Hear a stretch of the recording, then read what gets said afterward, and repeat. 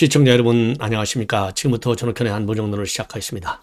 자, 새해 들어서 첫 여론조사가 나왔어요. SBS에서 여론조사 결과를 발표했습니다. 이 대통령의 지지율도 나왔고요. 그 다음에는 우리 차기 국민의힘 당 대표에 대한 지지율도 나왔습니다. 상당히 충격적인데요. 이 내용을 분석해 드리도록 하겠고, 그 다음에 여러분께 제가 오늘 첫 번째 방송을 통해서 보도해 드렸는데요. 이 김정은이가 그야말로 핵을 기하급수적으로 늘리겠다. 그리고 우리 대한민국은 명백한 주적이다. 이런 입장을 내놨거든요. 그리고 핵전도 불사하겠다. 이런 취지의 입장문이나 마찬가지예요. 그리고 윤석열 정부를 비롯한 이 국제사회의 비핵화 협상은 사실상 거부한 거나 마찬가지입니다. 그래서 상당히 포괄적 정책적 이 함의를 지니고 있는 그런 이 입장을 갖다가 노동당 전원회의 보고 형식으로 발표를 했어요. 상당히 충격적인 그리고 이제 큰 파장을 야기하는 그런 논란의 입장문을 내놨는데요. 여기에 대해서 우리 국방부 그리고 통일부가 일제히 반박하는 입장문을 내려놨습니다. 그래서 실질적으로 이 군사 도발에 대해서 우리가 강력한 응징을 하지만요. 이러한 도전적인, 이 호전적인 이 정책, 이 공표에 대해서도 우리 정부도 조금도 밀리지 않겠다고 하는 강한 이 반격 이 메시지를 내놓고 있어요. 그래서 오늘 국방부 그야말로 이제 김정은 정권의 종말을 구하도록 하겠다. 제가 그랬잖아요. 이번에 윤석열 대통령의 신년사에서 이 북한과 관련된 언급이 전혀 없었다. 이 얘기는 이 압도적인 대응을 한다. 그리고 또 이 확전 같은 거는 염두하지 말고 이 북한의 도발에 대해서는 강력하게 두세 배로 응징한다.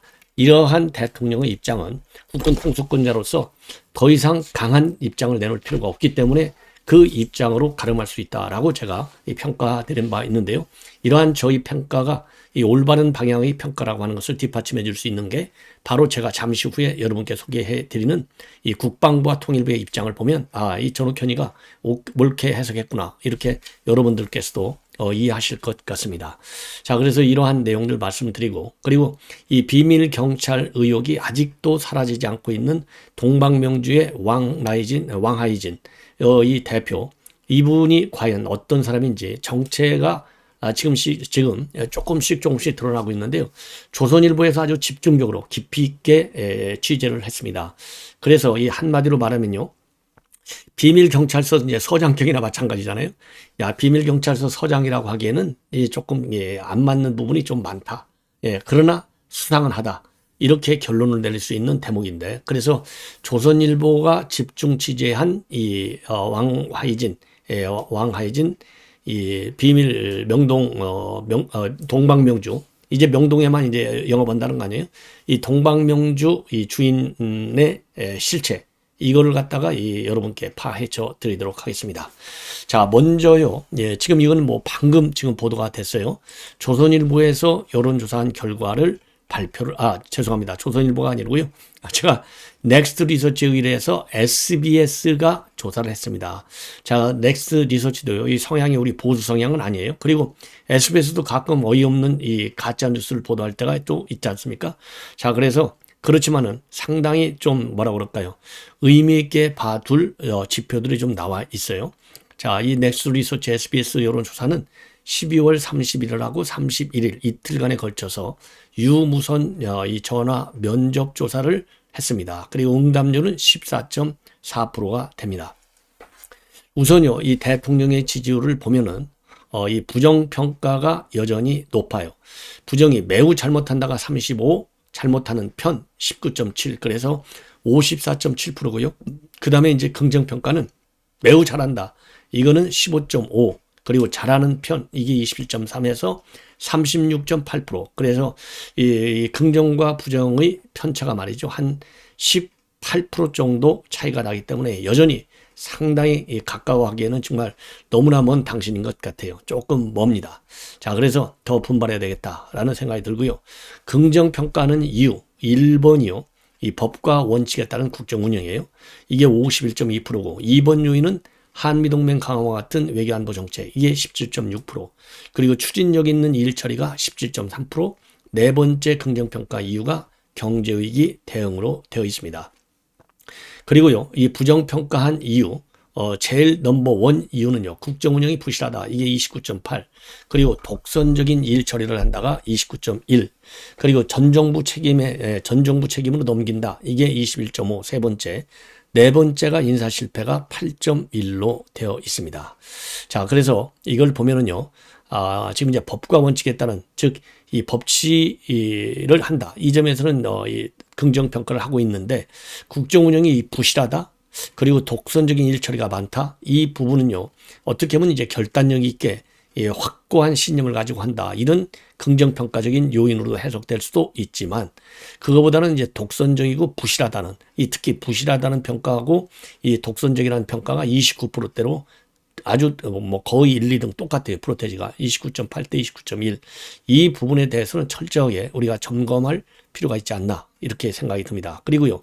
지난 정부의 책임을 전가한다. 이것도요. 책임을 전가하는 게 아니라 잘못된 정책과 그다음에 이 불법적 요소를 파헤치는 거에 대한 일각의 불만이 여기에 담겨져 있는 건데, 자, 이런 거를 보면요. 이 넥스트 리서치라고 하는 여론조사 기관의 성격이 바로 이 부분에서 드러나는 것이 아니냐. 그래서 이 부분에 대한 이 홍보 부족, 그다음에 우리 국민들의 이해 부족, 따라서 정부 차원에서는요, 특히 전 정부 책임 전가라고 하는 거하고 독선적 일 처리, 이 부분에 대한 이 홍보를 강화할 필요성이 있지 않나 이렇게 생각이 들어요. 자, 이번에는요, 당 대표 지지도와 관련해서 이제 여론조사를 해봤어요. 자, 우선요, 전 국민 상대로 한 여론조사의 경우에는, 야, 이거 웃겨요. 유승민이가 압도적으로 1등입니다. 24.8이고요. 그 다음에 안철수가 절반인 12.0. 그 다음에 나경원이 10.0, 김기현 4.1입니다. 지지 후보 없다가 32.4나 돼요. 자, 그래서 지지 후보가 없다는 게 32.4고요. 최고 많은 지지를 받는 게 유승민이 24.8이에요. 이걸 보면은 이 지지 후보가 없다는 이 32.4%, 이만큼 이번에 이제 후보로 나오신 분들이 좀 반성을 해라. 우선 반성을 해서 우리 국민들에게 당신이구나 이런 인식을 받을 수 있도록. 왜냐하면 아직도 이제 3월달 선거니까요. 여유가 많이 남아있지 않습니까? 그래서 후보 한 분 한 분이 우리 국민들한테 실망시키지 않고 이 당 대표가 되더라도 돼야 된다는 측면, 이거를 좀 강조하고 싶어요. 그리고 나머지 뭐 황교안이나 권성동이나 조경태, 그 다음에 윤상현 별 의미 없는 숫자가 나왔습니다. 그 다음에는요, 이제 중요한 거, 이번 선거는요, 국민 여론조사를 하지 않고 당원 여론조사만 하도록 돼 있거든요. 그래서 국민의힘 지지층만을 대상으로, 그러니까 이제 국민의힘 지지층에는요, 당원도 들어가 있고 비당원도 들어가 있어요. 당원은 아니지만 국민의힘을 지지하는 사람들까지 들어가 있어요. 자, 여기에서는 나경원이 저출산 부위원장 1등이에요. 24.9%. 바로 뒤를 추격하고 있는 게 안철수 20.3%입니다. 그리고 3등이 김기현 9.4, 유승민이가 7.9로 되어 있고요. 국민의힘 지지층에서만 본다면 지지 후보가 없다가 14.8%. 이거는 뭐 당연한 귀결이죠. 나머지 4명 별 의미가 없습니다. 예. 자, 그래서 여전히 국민의힘 지지층에서는 나경원 이 부위원장의 지지세가 만만치 않다. 이렇게 보여지고요. 정당 지지들을 보면 우리 국민의힘이 압도적으로 높아요. 29.3대 민주당은 22.7, 그리고 정의당 2.5로 되어 있습니다. 자, 그리고 이제 노웅래 체포안이 이제 부결됐지 않습니까? 이 부결된 결과에 관해서는 이건 적절치 않다. 특권을 남용한 것이다. 이런 부정적 의견이 58.4고요. 그리고 이건 적절했다. 체포동의안을 부결한 것이 의정활동을 보장하기 위해서. 이게 24.2%입니다. 그래서 절반 이상이 부적절하다. 그러니까 우리 국민들은요, 이재명의 방탄에 이어서 노웅래까지 방탄을 치고 있는 민주당에 대한 이 불만이 대단히 큰 거예요. 그리고 여기 이런 것은 어디서 나타나느냐? 민주당 지지율하고 우리 국민의 지지율 사이에 거의 7% 정도 편차가 나요. 이것도 상당 부분 방탄 정당이라고 하는 인식이 우리 국민 사이에서 굉장히 지금 커진 상황이 아니냐. 이런 점을 민주당은 철저히 반성해야 되겠고, 그런 측면에서도요, 이재명이 사퇴하라. 그리고 빨리 소환조사에 응하라. 이렇게 여론이 지금 흘러가고 있다. 이렇게 우리가 해석이 가능한 대목이라고 봅니다. 자, 그리고요, 또 하나의 여론조사가 나왔어요. 오늘 이 뉴시스가 말이죠, 여론조사 전문기관인 국민 리서치 그룹하고 그다음에 에이스 리서치에 의해서 지난 27, 28, 29 3일간 조사한 내용입니다. 조금 전에 SBS는요 30, 31일이고요. 그리고 뉴시스 이 조사는 그보다 3, 4일 더 빠르게 조사한 내용인데 여기서 국민의힘 지지층만을 대상으로 당대표 적합도를 조사해 보니까 나경원 부위원장이 30.8%로 압도적 1위고요. 그 다음이 안철수 20.3입니다. 그리고 다음이 김기현 15.2고 그 다음에 주호영 8.1, 유승민 6.9. 나머지도 뭐 이 별 의미가 없어 보입니다. 예. 그리고요 여기에서도 지지 후보가 없다. 여기에서는 굉장히 낮아요. 3.0입니다. 그리고요 이 직전 조사하고 지금 이제 비교해 보면요 특이한 사항이 김기현 의원의 이 직전 조사가 12월 중순인데 12월 17에서 19일 이때 김기현 의원은 10.3%를 받았는데 이번에는 4.9%나 상승해서 15.2를 받았고요. 그리고 유승민 의원의 경우에는 13.6에서 6.9로 그래서 6.7포인트가 하락했어요. 이 얘기는 이제 국민의힘 지지층만을 놓고 본다면 당심으로만 뽑기 때문에 유승민에 대한 뭐라고 그럴까요? 실망 이 비율이 그만큼 커지고 있는 것이고 그 다음에 이제 이 김기현 의원이 4.9%나 상승한 것은 최근에 윤석열 대통령과 단독으로 만찬했다라는 보도가 나오고 있지 않습니까? 그런 것처럼 이거 윤심이 김기현한테로 가는구나 이런 인식 때문에 이렇게 크게 상승한 것이 아닌가 생각이 들고요. 주자별로 변동폭을 분석해 보면 나경원의 경우에는 26.5에서 30.8로 약 4.3%가 늘어났고요. 안철수도 15.3에서 20.3으로 5% 정도가 늘었습니다. 그리고 주호영은 한 1% 정도가 빠졌고 유승민은 7% 정도 빠졌고요. 나머지는 별 의미가 없습니다. 예. 자, 그래서 지금 이제 드디어 말이죠. 윤심 이미지가 지금 돋보이는 김기현 의원의 상승세가 좀 우리가 지켜봐야 할 대목이 아닌가. 왜냐면은요, 이 김장연대에서 장제원하고 이 김기현이가 연대한다. 이거는 뭐 이제 기정사실로 우리 국민들 모두가 알려지고 있는 것이고 윤 대통령하고 단독 맞찬했다. 이런 이미지 때문에 윤심의 지지 영향이 그대로 간 것이다. 이렇게 볼 수 있는데 지금 문제는 윤 대통령이 지지율이 압도적으로 높아지는 그래서 그것이 이제 안착이 되면 윤심도 당대표에 미치는 윤심도 긍정적 작용을 하겠지만은 만약에 윤 대통령의 지지율이 내년 3월까지 뒷받침되지 않는다면 오히려 마이너스 요인으로 될 가능성이 큰 거 아니냐. 이런 점에서요. 윤심이 지금 현 단계에서는 유리해 보이는데 이 상대적 가변성이 큰 이 변수가 되지 않을까 이렇게 생각이 들어요. 예. 자 이번에는 말이죠. 이번에는 그 비밀 경찰 의혹이 제기되고 있는 동방명주의 주인 이 지금 최근에 2번이나 걸쳐서 기자회견을 했어요. 그래서 이제 동방명주라고는 이름도 다 알려졌고 그리고 이제 왕하이진이라고 하는 이름까지도 전부 밝혀졌습니다. 그래서 이제 왕하이진이 누구냐? 이 주간조선에서 대대적으로 보도하고 있어요. 그래서 중국 대사관에서 넘버2다 이런 설까지도 돌았는데 자 그래서 이제 왕하이진을 주간조선이 집중적으로 취재해서 분석을 쭉 했는데요. 자 우선 이 기사 되게 길어요. 이거를 압축하면요. 이 사람은 78년생으로 되어 있고요. 78년생으로 되어 있고 그리고 이제 만주족으로 되어 있어요. 만주족, 조선족도 아니고 이 만주족으로 되어 있습니다. 그리고 이 랴오닝 성에서 태어났어요. 그리고 우리 한국에 들어온 것은 2003년도에 들어왔고 그리고 이 부인의 경우에는요. 이 조선족 출신으로 되어 있고 한국에 들어올 때는 사업비자를 받아서 들어왔습니다. 그래서 요식업만 하는 게 아니라 지금은 뭐 건설사도 하고 신화사 통신도 하고요. 예, 다양한 사업에 진출해 있고 자 이분이 지금 우리 국내에서 가장 큰 2개 단체의 회장을 맡고 있어요. 하나는 제한 중국교민협회 그리고 한화 중국 화평통일 촉진연합 이 2 단체의 총회장을 맡고 있습니다. 자 이러다 보니까 지금 이제 대외적인 활동이 굉장히 많고 이렇게 대외적인 활동이 너무나 많은 걸 보면 비밀경찰서 서장 하려면은 좀 이 활동의 비밀에 가려야 되잖아요. 너무나 노출이 많이 되어 있다. 이거 수상하다는 겁니다. 그래서 주간조선의 평가를 보면 이 큰 양총의 회장직을 맡고 있는 걸 보면은 중국의 통전전략 총책임자 한국 내에 있는 이 정도로 보는 게 낫지 합리적이지 아니냐. 이러한 의견을 주간조선에서는 내놓고 있어요. 그래서 이러한 이제 그 압축된 내용이고요. 조금만 더 자세하게 말씀을 드리겠습니다. 지금 우선요, 우리 국내 중국인들 이 조직이 크게 두 개가 있어요. 구화교들이 주축이 된 한성화교협회가 있습니다. 이거는요, 우리 일본에 있는 우리 동포 조직하고 비교해 보면 이거는 이제 민단하고 비슷한 거예요. 그리고 이 신화교들이 모여서 결성한 단체가 뭐냐면 중국 제한교민협회예요. 이거는 2002년도에 만들어졌는데 이거는 조총련에 해당된다. 이렇게 이제 분석을 하고 있어요. 그럼 여러분들 뭐 감이 금방 잡히죠.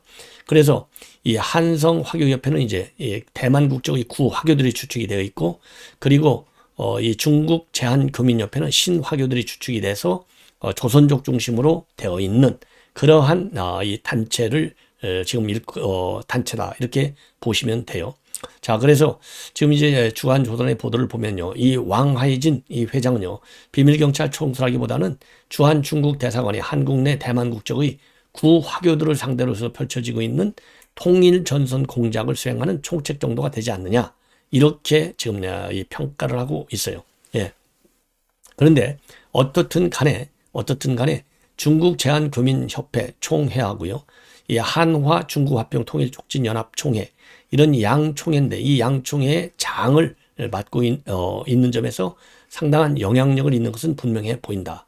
그리고 이 양총회는요, 결국은 우리 한국에 있는 화교들을 단속하기 위해서 만들어진 사실상의 반관 반민 조직이라는 거예요. 그래서 통전전략 차원에서의 책임자 정도로 보는 게 낫지 않냐, 이렇게 지금 주간조선은 평가하고 있어요. 예. 자, 그리고 이제 좀 더 자세하게 말씀을 드리면, 이 사람이 말이죠, 근데 대대적으로 이제 이 공개적인 활동을 많이 하고 있는데, 자, 그럼에도 불구하고 이 공개적인 활동을 통해서 활동이 노출되다 보니까 의심이 가는 부분도 또 적지 않다는 겁니다. 참고적으로 2017년도 8월에 이 중국 관영 중국 중앙방송 CCTV가 화인세계라고 하는 프로그램을 만들었어요. 그러니까 이제 세계에 있는 이제 화교들을 다루는 프로그램인데, 여기에서 직접 이 사람을 다룰 정도로 상당한 영향력을 갖고 있는 거예요. 그러면 이 프로그램의 보도에 따르면은 아까 말씀드린 대로 78년생이고 2003년도에 한국에 들어왔고, 이 사업 비자를 받아서 들어왔고, 부인은 조선족이다. 이런 내용이 여기에서 다뤄지고 있고, 그리고요, 이 중국 교민협회하고 이 한화중국 화평통일촉진연합, 이런 교민단체에 가입하면서 각종 많은 직책을 맡고 있다고 그래요. 그래서 현재까지 거쳐간 이 왕 회장의 직책은요, 양총회 회장직, 앞에 말씀드린 대로, 그리고 화조중심 주임, 그 다음에 제한구로교민협회 회장, 제한연변조선족 동양회 회장, 그 다음에 중국교련 청년위원, 베이징 해외연의회 청년위원, 장수성 교계 청년총회 상무이사, 산둥성 해외연의회 상무이사, 랴오닝성 해외연의회 상무이사, 10개가 넘을 정도로 많아요. 예. 그리고요, 지금 이 왕 회장은 이제 국적은 당연히 중국 국적인데요, 중국에서 해외 화교 업무를 총괄하는 국무원, 교무판공실에서 주최하는 각종 연수 그리고 행사에도 활발하게 참석하고 있는 것으로 그렇게 알려지고 있어요. 예. 자, 그리고요, 이 사람은요, 지금 요식업자 출신인데 여행사도 하고 있고 건설사도 하고 있고, 심지어 말이죠, 이 관영통신사인 신화사의 공식 직책까지 가지고 있어요.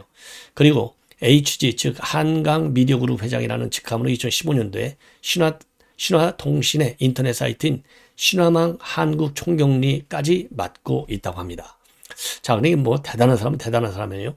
자, 그리고 지금 이제 이 제한 중국 교민협회장, 이게 어마어마한 자리인데요. 왜냐면은요, 우리 국내 등록된 외국인이 108만 명 정도 돼요. 2022년 기준. 그런데 40만 명이 넘어요. 중국적 교민이, 조선족을 포함해서. 이러니까 이 사람의 영향력이, 교포사회에 대한 영향력이 굉장히 클 수밖에 없고, 그리고 이제 교포사회에 대한 공식적인 관할권은 뭐 싱하이민 주한 중국 대사가 갔잖아요. 그럼에도 불구하고 워낙 이 단체장 두 개나 큰 맞다 보니까 시마임하고 우이치가 사실 대등하게 활동하는 거 아니냐, 이러한 평가를 받는다고 합니다. 그래서 지난 15일 날 장점인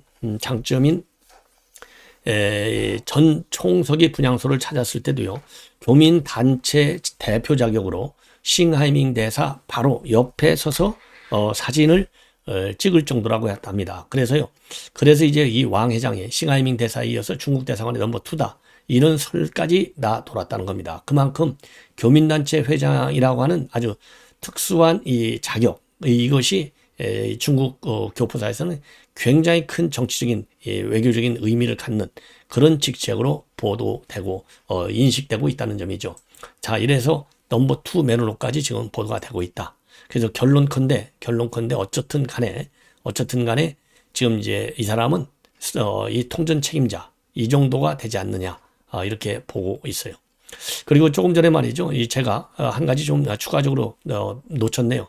이 당대표에만 너무 신경 쓰다 보니까 이 국민 리서치 그룹하고 에이스 리서치, 뉴시스가 의뢰한 여기서 보면은요. 차기 그러니까 지도자 적합도도 조사했어요. 이걸 보면 이재명이가 37.3, 그 다음에 한동훈 17.8로 되어 있고요.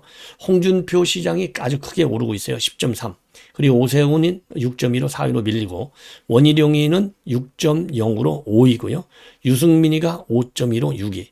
그 다음에 이낙연이가 7위, 4.9, 안철수는 3.5로 되어 있습니다.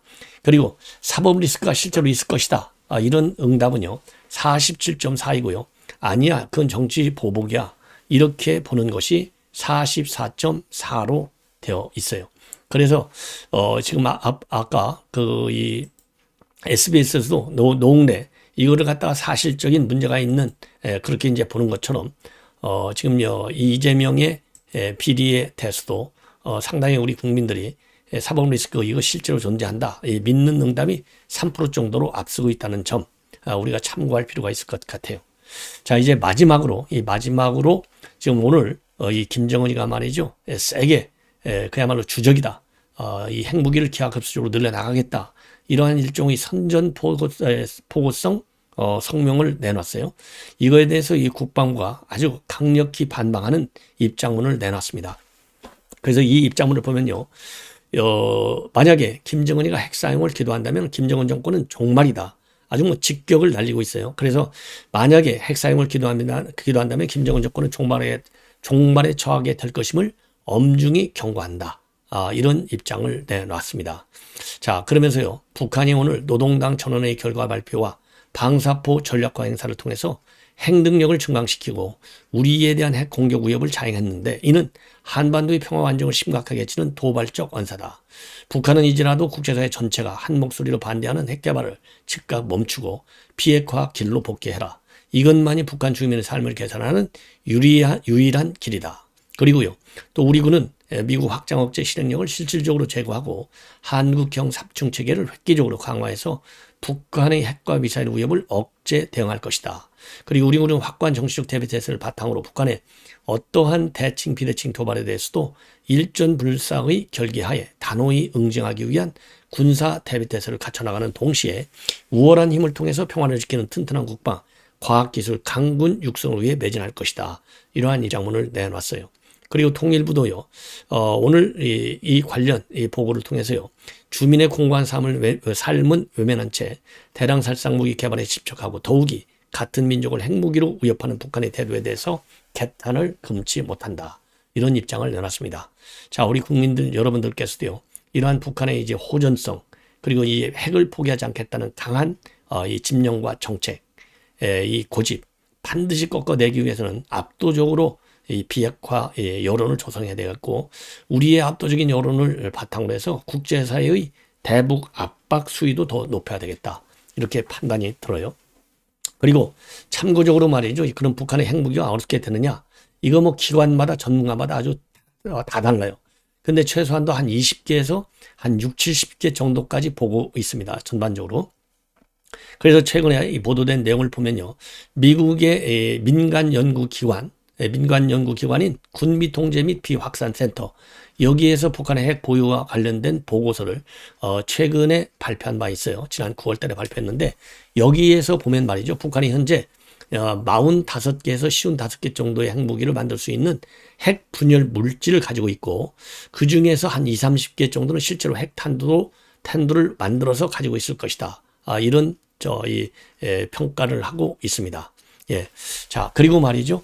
그리고 이제 SLBM의 경우에는요, 지금 이제 뭐라 그럴까요? 지금 이 북극성 1형 KN11, 그 다음에 북극성 3형 KN26 이 둘 뿐인데 아직 여기 미사일 배치된 현황은 확인할 수가 없다. 다만 지상 기반 핵무기의 경우에는요, 지금 현재 굉장히 진도가 많이 나가 있고 재래식 전투용일 가능성도 있지만은 지금 이 북한이 가지고 있는 단거리 탄도미사일 상당수가 핵 탑재가 가능한 그런 미사일 것이다. 이렇게 전망 평가를 하고 있습니다. 그리고요, 북한이 보유한 중거리 탄도미사일은 화성 7형하고 화성 9형, 북극성 2형이 세 종인데요. 핵탄두를 탑재할 수 있는 단거리 탄도미사일의 경우에는 북극성 2형일 가능성이 상당히 크다. 이런 전망을 하고 있습니다. 자, 그리고 말이죠. 지금 이제 미국의 핵과학자 협회, 미국의 핵과학자 협회에서도 지금 조금 전에 말씀드린 미국의 민간 군비 통제 비확산센터와 마찬가지로 지금 북한이 가지고 있는 완제품으로 가지고 있는 핵무기 탄두는 한 20개에서 30개 정도가 될 것이다. 이렇게 전망을 하고 있습니다. 그리고요, 지금 이제 북한이 보유한 핵물질은 핵무기 45개에서 55개 정도를 만들 수 있는 물질을 확보하고 있을 것이다. 이러한 전망을 하고 있어요. 자, 이런 것처럼 지금 이제 북한의 핵무기 한 4, 50개 정도로 이렇게 보시면 될 것 같고요. 참고적으로 스웨덴에 있는 싱크탱크 스톡홀름 국제평화연구소, 아주 유명한 그런 세계 아주 최고의 싱크탱크로 안보 관련, 여기에서는 북한의 핵무기가 한 20기 정도, 그리고 일본의 나가사키 대학의 핵무기 폐기 연구센터에서는 한 40기다. 이렇게 지난 6월 달에 본 바 있습니다. 그리고 미 국방대 산하에요, 국가전략연구소가 있는데 여기에서는요, 작년 11월, 2020년 11월 기준 북한의 핵탄두를 15개에서 60개 정도 보유하고 있을 것이다. 이런 전망을 내놓은 바 있어요. 자, 이렇게 해서 이제는 북한이 말이죠, 이 말로만 아니면은 실험적으로만 핵무기를 만들 수 있는 시설을 가지고 돌리는 게 아니라 그동안에 이제 누적된 핵물질을 가지고 실제적으로 한 20, 30개 정도의 핵무기를 가지고 있고, 특히 전술 핵무기는 전방지대에 이미 이 배치까지 해서 운용 상태에 들어가 있다. 이렇게 보시면 지금 북한의 이 핵전 위협이라고 하는 것이 김정은이의 이 오판 가능성이 충분하기 때문에 언제든지 실제화될 수 있는 그런 위험 요인이 되고 있다는 점을 우리 시청자 여러분들께서도요, 저와 함께 공유해 주시면 대단히 좋을 것 같습니다. 자, 시청자 여러분, 이렇게 해서 본 방송을 마치겠고요. 계속되는 저의 방송 알람을 설정해서 시청해 주시면 대단히 고맙겠습니다. 감사합니다.